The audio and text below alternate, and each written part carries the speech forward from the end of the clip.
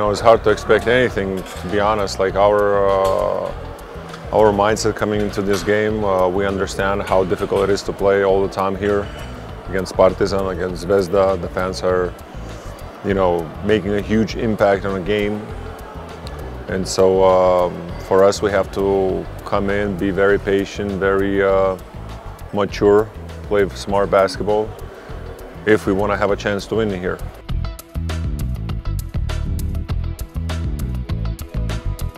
I wouldn't say it is more competitive. I think it's last year, I think it reached the peak, and right now we're very close to it. I think it's almost the same, at the same competitiveness level like it was last year. To be honest, I think the product, Euroleague as a product, it's really, really good for people who has a passion, who understands and love basketball. I think it's way better product than any other, basketball leagues. That's my opinion. And it's really interesting to play here. I'm not gonna lie.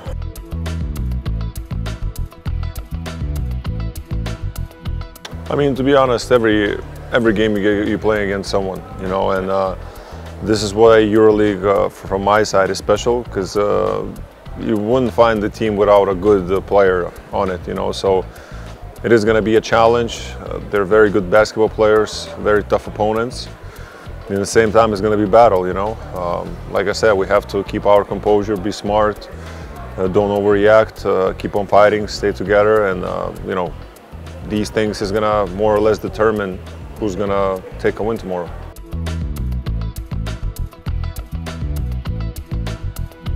I mean, I think it's going towards that. I'm not EuroLeague developer, who can explain all of these things, but I think the direction is towards that. I think the direction, in my opinion, is to have a closed league, like NBA. I don't know if it's going to be successful or if it's going to be possible, but obviously through that you can generate different revenues, get a sponsorship for a league, like close sponsorship, and then TV rights. There's many ways what can be done better than it is doing right now. But again, the EuroLeague is still an open league. That's why it's kind of difficult to control stuff. But I think the direction the EuroLeague is taking, I think is the right direction. Like I said, in my opinion, right now the product, looking as a sports person, I think is the best product right now there is right now on the market.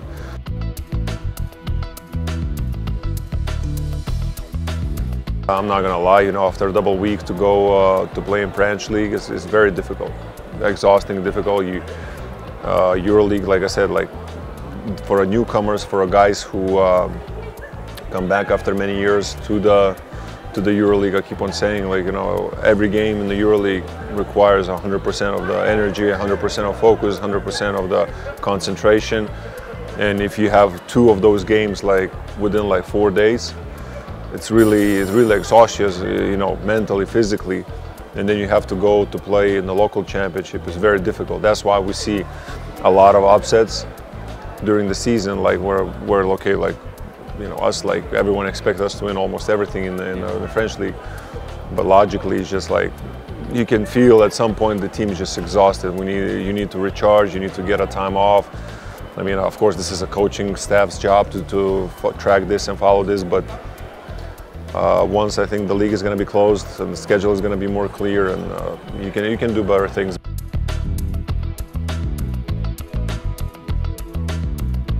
I think he's doing an amazing job looking at what position we were before he was coming and what situation we were. He came with a clear idea, clear vision. I think he managed to put the players in the right position, managed to get us on track. And so with him, we won the first French League championship, which is big. Final Four, first EuroLeague, playoffs every year. So I mean, this is a huge accomplishment. Looking, like you just said, just looking at the EuroLeague, how competitive it is. It's very difficult to be in the playoffs every year, and for me, I think it's a huge achievement.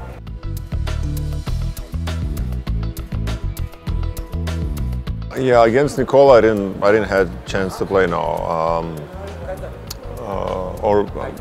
I mean, I was in San Antonio for a brief moment after China season, so you know, I was, you know, doing different type of job, more supporting guys than playing, because I came almost for a playoff. So, well, besides that, you know, NBA was fun. I mean, from my side, I think when I left EuroLeague in Europe, it was completely different situation. What was going on here? You know, talking from there was no player union. You know, I would say it was Wild West. You know, like everyone's laughing, but I'm calling like this. What was going on like 13 years ago and how everything was done in the EuroLeague, it was completely different than how everything is right now. You know, by creating ELPA, the players have more power. We get more saying. You know, I'm not even talking about the salary situation, which was like some teams wouldn't pay for like half of a year and the players would still be playing. You know, so there's a lot of things that improved, but during that period in NBA, you know, when I went there, my main goal, I wanted to become the best player I can be in the fastest time, and you know, to be honest, that was the place to do it, because the coaches are there all the time. They're ready to work. They're ready to pass the ball whenever you need. So there were some days that I would be living in the gym. You know, chefs are there, so you don't need to worry about where to get a food, what to eat. They're making healthy food. So like I said, these things, I think, once the EuroLeague gonna become profitable, it might come with a time. But I think it's gonna be, again, it's gonna go towards that way, but I think it's gonna be, again, unique product.